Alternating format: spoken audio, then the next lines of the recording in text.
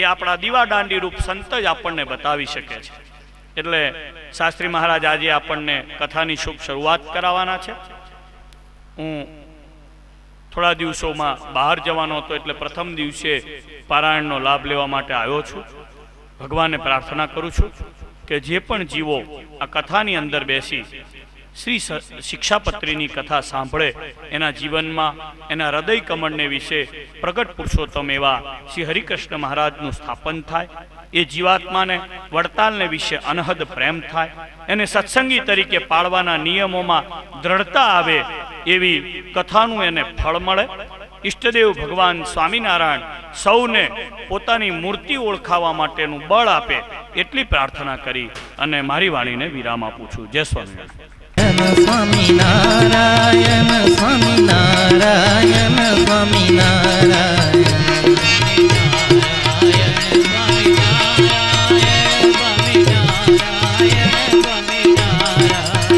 સ્વામિનારાયણ સ્વામિનારાયણ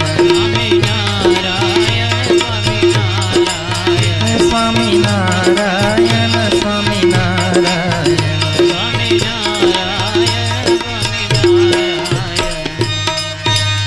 સ્વામિનારાયણ ભગવાનની જય. શ્રી લક્ષ્મીનારાયણ દેવની જય.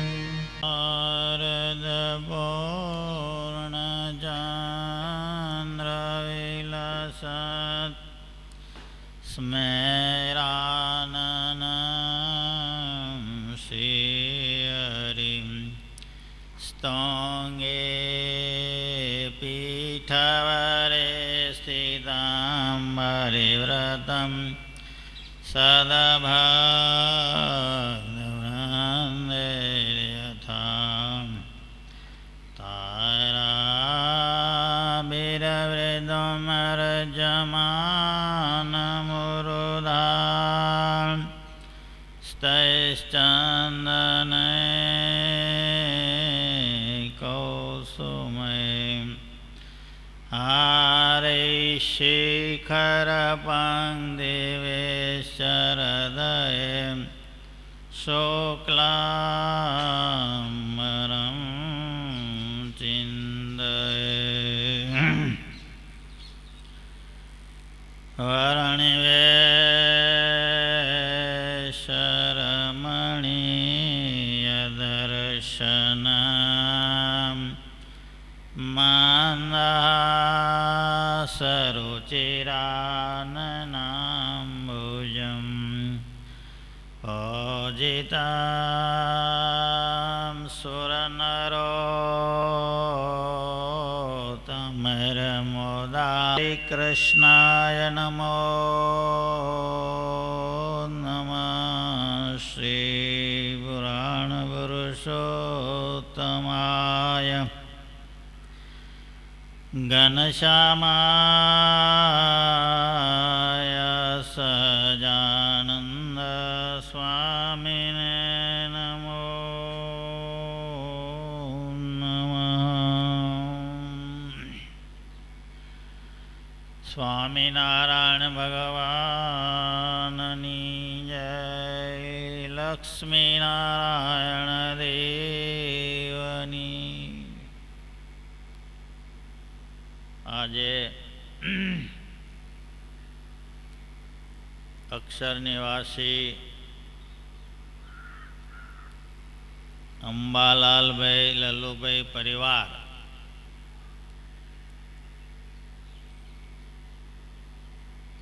અક્ષર નિવાસી ઘનશ્યામભાઈ, અક્ષર નિવાસી માણેકલાલભાઈ, અક્ષર નિવાસી રમણભાઈ અને શાંતિલાલભાઈ, એમના સારા એ પરિવાર, એમનો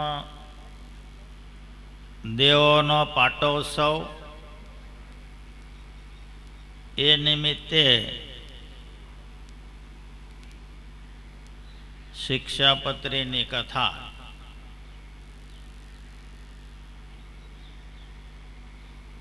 શિક્ષાપત્રી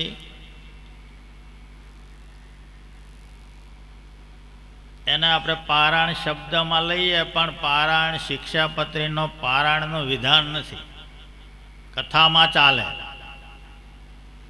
સત્સંગી જીવન પારાયણનું વિધાન છે. બીજા બધા શાસ્ત્રો ઘણા બધા હરિલામૃતનું પારાયણ થાય, ભક્ત ચિંતામણીનું થાય, પારાયણ કહેવાય, કથા થાય. કારણ કે પારાયણમાં બહુ પ્રકારના નિયમો લાગુ પડી જાય છે. પારાયણનું ફળ એને કંઈ ઈચ્છિત હોય તો એ પારાયણ કરાવે.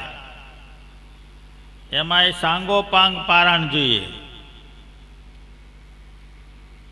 આપણે આપણા ગામમાં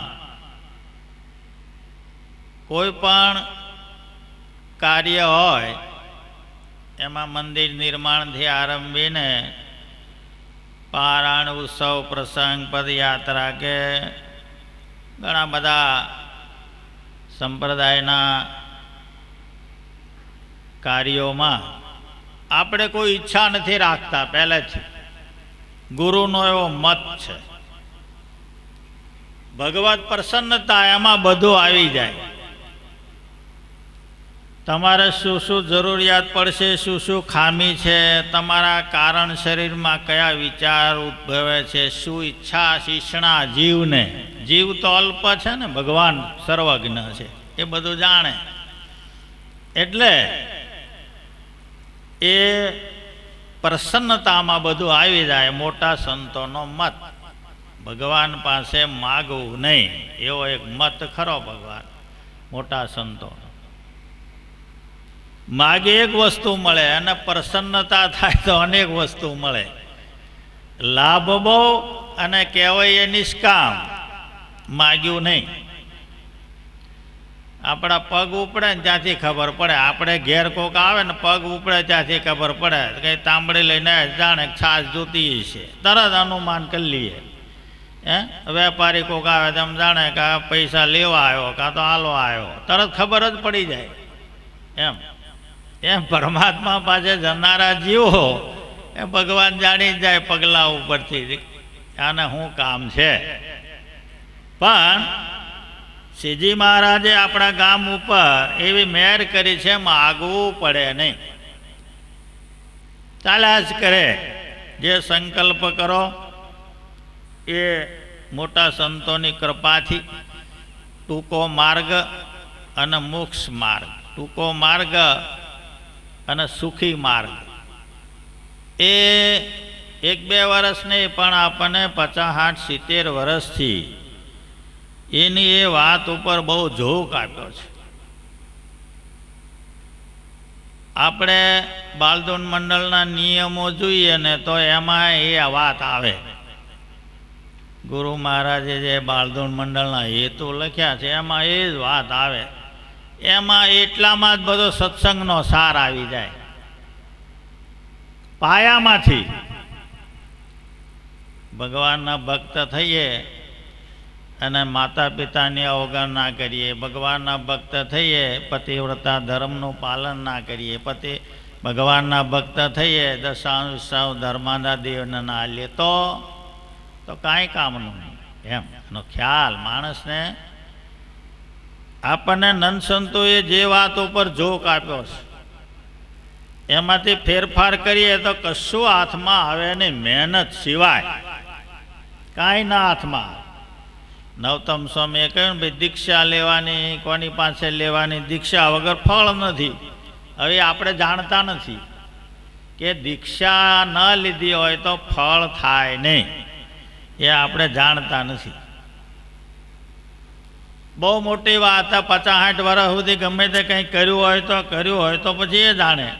વિધિમાં ખામી હોય તો પછી આ વિધિમાં ખામી હોય તો લાઇટે ના થાય.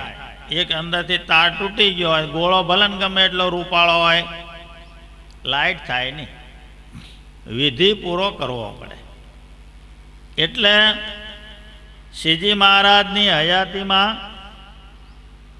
નંદ સંતોને મહારાજે આજ્ઞા કરી, તમારી જિંદગી પર્યંત બધા શાસ્ત્રો જે ફાવે તે અમારા લીલા ચરિત્રો જાણ્યા જોયા, કીર્તનમાં ગદ્યમાં પદ્યમાં એમ લખ્યા કરો, પાછલી પેઢીઓને કામ લાગે. એ બધાએ લખાવ્યા, પોતાની હયાતીમાં શાસ્ત્રોનું શુદ્ધિકરણ બી ઘણું કરાયું. છતાંય મહારાજ વડોદરા ગયા પછી ગાયકવાડ સરકારના મંત્રને માન આપી, પછી આવ્યા પછી વડતાલ મહારાજ કહે છે હમણાં અમારે થોડું એકાકી રોકાવું છે, તમે બધા જાઓ ગરડા, પછી હું આવીશ. મહારાજ પછી રહ્યા હરિમંડપમાં. કારણ કે આ બધા 80 પછીના જે વર્ષો છે ને એ બહુ અગત્યના છે. 80ની સાલ પછીના જે વચનામૃતો છે એ બી બહુ પોઈન્ટવાળા છે. કારણ કે મહારાજને ધામમાં જવાના 6 વર્ષનો એ ગાળો 80 થી 86, એમાં કોઈ વસ્તુ રહી જતી નથી ને, ક્યાંય ફેરફાર કરવો ઘટતો નથી ને, એમાં શું કરવું પડે એનો બહુ વિચાર મહારાજ વારે વારે કરતા. એટલે હરિમંડપમાં મહારાજે શિક્ષાપત્રીનો આવિર્ભાવ કર્યો. શિક્ષાપત્રી છે એક પત્ર છે, શિક્ષા પત્રી. દેશમાં દેશાંતરમાં આપણા કોઈ માણસ સગા રહેતા હોય અને છોકરો રહેતો હોય, કાગળ લખીએ ઉપદેશનો, આમ કરજે આમ કરજે આમ રહેજે, વ્યસન કરતો નહીં. એવી રીતે દેશ દેશાંતરમાં મહારાજના રહેલા આશ્રિતજનોના પ્રત્યે મહારાજ પત્ર લખે, શિક્ષાપત્ર. એ પત્ર તો પહેલા ઘણા બધા લખ્યા છે. જ્યારે જ્યારે જેવો જેવો સમય હતો એમાં પ્રકરણોમાં આગું પાછું કરવાનું હોય, કંઈ શીખ આપવાની હોય તો મહારાજ લખતા, મયારામ ભટ્ટ ને બીજા ત્રીજા દ્વારા પહોંચાડતા. ઉત્સવ સમયા કરવા હોય, કંઈક ને કંઈક ચાલ્યા કરતું. આ પત્ર છે સ્થિર છે, શાશ્વત પત્ર છે, આમાં કોઈ પછી ફેરફારને અવકાશ નથી. મહારાજના છેલ્લા વચન છે, આજ્ઞા છે. જજમેન્ટ ગ્રંથ એટલે એને કયો આ શિક્ષાપત્રી છે ને, જજમેન્ટ ગ્રંથ છે, સિદ્ધાંત ગ્રંથ એને કહેવાય. આમાં શંકા નહીં, આમાં બાંધછોડ નહીં. એ તો કારણ કે આ જગતની અંદર શ્રીજી મહારાજ તો હમણાં પધાર્યા, એની પહેલાં જે અવતારો બધા થયા, પરમાત્માએ લીધા કાર્ય પરત્વે, તે વખતે પણ ભગવાનના આજ્ઞા આદેશ કે વાણીને આગી પાછી ફેરવનારા કે ઘણા બધા માણસો હતા. કારણ કે એ તો પૃથ્વી જ એનાથી ભરી છે. માયાના જીવો એની તોલે એટલે એની ગણતરીમાં ભગવાનના ભક્તો જૂજ છે. હાવ જૂજ એટલે બહુ જૂજ. જૂજ એટલે કેવા? મનુષ્યાણામ સહસ્રેષુ કશ્ચિદ યતતિ સિદ્ધયે યતતામપી સિદ્ધાનામ કશ્ચિમ મામ વેતિ તત્વતઃ. અમદાવાદથી ગાડી ઉપડે બોમ્બે સેન્ટ્રલની. અમદાવાદથી કેટલા માણસો ભરાય? 12 ટીંગાતા હોય, અંદર તો જગ્યા હોય નહીં, કેટલાક સંડાસ બાથરૂમ પાસે ઊભા હોય. હવે આટલું બધું માણસ જો મુંબઈમાં ઠલવાય તો ઊભાય માય નહીં, હું કેવી રીતે? તો ગીચથી આખી દુનિયામાંથી ગાડીઓ આવે છે. તો કે ના એમ નહીં, તમે જુઓ ત્યાંથી ખીજ ભરાય એટલે બરોડા થોડાક ઉતરી જાય, થોડાક ભરૂચ ઉતરી જાય, ઓલી સુરત થાય ત્યાં ઉતરી જાય.